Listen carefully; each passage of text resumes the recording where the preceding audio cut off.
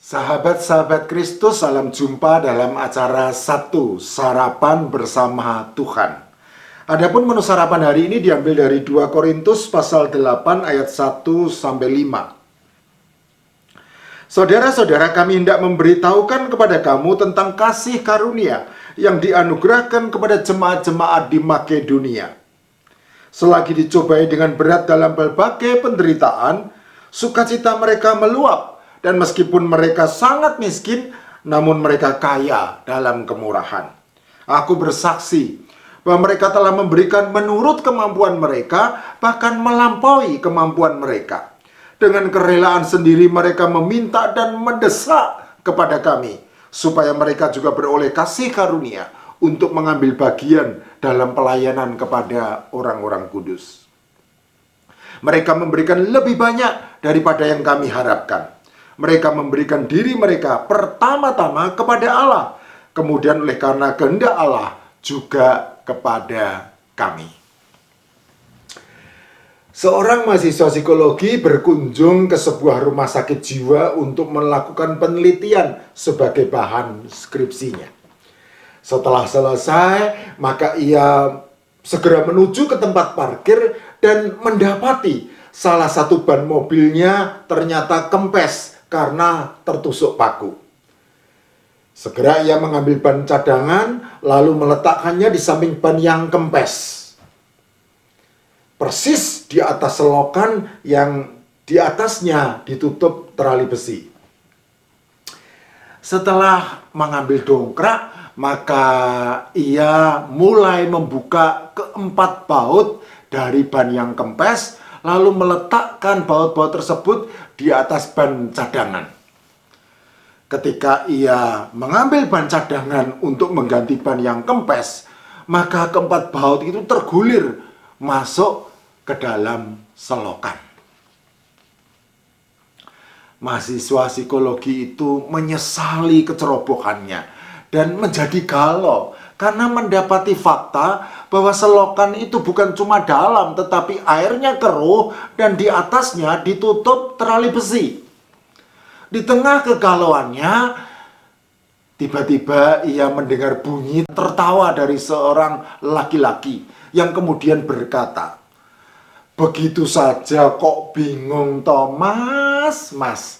Ambil masing-masing satu baut dari ban-ban yang lain, lalu pasang ke ban cadangan, sehingga masing-masing ban dikunci dengan 3 baut. Sang mahasiswa psikologi segera berpaling ke arah sumber suara, hendak berterima kasih atas nasihat yang cerdas tersebut. Tetapi ia menjadi terkejut karena mendapati kenyataan bahwa suara itu bersumber dari seorang laki-laki yang ternyata adalah salah satu pasien rumah sakit jiwa yang tadi ia wawancarai, yang mungkin mengikuti kepergiannya tanpa ia sadari. Mendapati hal yang menarik, maka sang mahasiswa psikologi itu lalu berkata, "Jika mendengar nasihat Bapak yang cerdas, pastilah Bapak termasuk orang yang pintar. Tetapi mohon maaf kalau saya boleh tahu, mengapa Bapak yang pintar dirawat di rumah sakit jiwa ini?" Pasien laki-laki itu cekikikan lalu tertawa sendiri dan kemudian berkata, "Begitu saja kok bingung toh mas? Saya dirawat di rumah sakit jiwa ini karena gila, bukan karena goblok."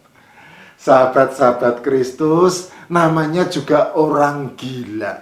Tidak heran jika lebih suka dianggap gila daripada disebut goblok. Bagaimana dengan kalian? Tidak perlu dijawab, cukup cekikikan dan tertawa sendiri saja. Menurut Kamus Besar Bahasa Indonesia Pusat Bahasa edisi keempat, kata gila tidak hanya berarti sakit ingatan, sakit jiwa, melainkan juga bisa berarti tidak biasa, tidak masuk akal, dan merupakan ungkapan kekaguman untuk menyebut sesuatu yang hebat atau luar biasa. Contoh, gila, gadis itu cantiknya sempurna, tidak ada setitik pun daging lebih. Gila, laki-laki itu kaya banget, hartanya tidak akan habis, dibelanjakan sampai 7 turunan. Sahabat-sahabat Kristus, kata gila dalam pengertian sebagai ungkapan kekaguman inilah yang saya gunakan untuk menyebut jemaat-jemaat di Makedonia yang merespon secara hebat dan luar biasa himbauan Rasul Paulus supaya umat Tuhan di segala tempat bersedia memberi sumbangan untuk membantu saudara-saudara seiman, yaitu orang-orang kudus di Yerusalem yang hidup dalam kemiskinan.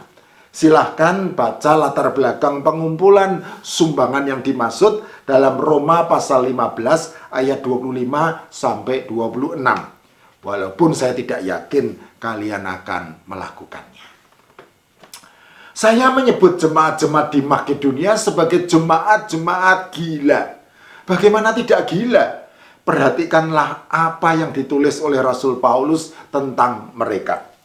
2 Korintus pasal 8 ayat 2a. Selagi dicobai dengan berat dalam berbagai penderitaan, sukacita mereka meluap. Bagaimana tidak gila? Orang yang dicobai dengan berat, apalagi dengan berbagai penderitaan, biasanya akan mengeluh dan mempertanyakan kasih Tuhan. Bahkan ada juga yang mengutuki Tuhan. Atau jika tidak, sekurang-kurangnya akan merasa susah dan kehilangan sukacita. Tetapi tidak demikian halnya dengan jemaat Makedonia. Karena ternyata mereka justru bersukacita, bahkan sukacitanya sampai meluap. Gila nggak? 2 Korintus pasal 8 ayat 2b. Meskipun mereka sangat miskin, namun mereka kaya dalam kemurahan. Bagaimana tidak gila? Orang yang miskin biasanya juga miskin dalam kemurahan. Karena mereka beranggapan seharusnya orang kayalah yang kaya dalam kemurahan dan menyatakan kemurahan itu kepada yang miskin. Tetapi tidak demikian halnya dengan jemaat Makedonia.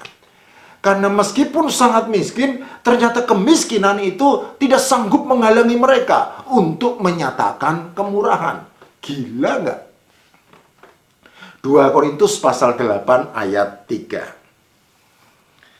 Aku bersaksi bahwa mereka telah memberikan menurut kemampuan mereka, bahkan melampaui kemampuan mereka. Bagaimana tidak gila? Orang jika memberi bantuan sumbangan biasanya maksimal hanya sebatas kemampuan. Bahkan lebih banyak lagi yang memberi seadanya, jauh di bawah kemampuan. Itu pun terbatas kepada orang-orang yang dikenal atau sering dijumpai. Tetapi tidak demikian halnya dengan jemaat Makedonia. Karena ternyata kepada saudara-saudara seiman di Yerusalem yang bahkan tidak dikenal dan tidak pernah dijumpai, mereka memberi secara total, bahkan melampaui kemampuan mereka. Gila nggak? 2 Korintus pasal 8 ayat 4. Dengan kerelaan sendiri mereka meminta dan mendesak kepada kami supaya mereka juga beroleh kasih karunia untuk mengambil bagian dalam pelayanan kepada orang-orang kudus. Bagaimana tidak gila? Orang yang dilewati, tidak diminta untuk memberi bantuan sumbangan, biasanya merasa lega dan menganggap dirinya sebagai orang yang beruntung. Tetapi tidak demikian halnya dengan jemaat Makedonia. Karena ternyata meskipun hanya dihimbau dan tidak diminta, mereka justru dengan rela meminta, bahkan meminta dengan sangat mendesak ikut dilibatkan dalam pengumpulan bantuan sumbangan untuk orang-orang kudus di Yerusalem. Dan hasil yang terkumpul melampaui harapan Rasul Paulus. 2 Korintus pasal 8 ayat 5. Kita semua tahu bahwa biasanya yang mendesak itu adalah yang meminta bantuan sumbangan, bukan yang memberi bantuan sumbangan. Gila nggak? Mengapa jemaat Makedonia bisa segila itu? Rahasianya jelas tercatat pada 2 Korintus pasal 8 ayat 1 dan 4. Yang menyatakan bahwa memberi bantuan sumbangan kepada yang membutuhkan sejatinya adalah pelayanan yang diberikan oleh Allah sebagai kasih karunia kepada jemaat Makedonia yang juga menerimanya sebagai kasih karunia. Jemaat Makedonia adalah jemaat yang gila. Saking gilanya sampai Rasul Paulus takjub dan menjadikannya sebagai contoh teladan bagi jemaat-jemaat di Korintus yang kaya dalam segala hal. Saking gilanya sampai saya juga ikut takjub dan ikut menjadikannya sebagai contoh teladan bagi kita semua. Saat ini akibat bencana pandemi virus corona di sekeliling kita, banyak orang yang mengalami kesusahan dan menderita kekurangan. Apa sih yang bisa kita lakukan? Kalau saya sudah hampir gila dan mudah-mudahan segera menjadi gila. Sama seperti jemaat Makedonia yang beroleh kasih karunia dari Allah untuk melayani sesama dalam kemurahan. Bagaimana dengan kalian? Kalian gila nggak? Tidak perlu dijawab. Cukup cekikikan dan tertawa sendiri saja. Bagaimana? Kalian gila nggak? Hah? Gila nggak?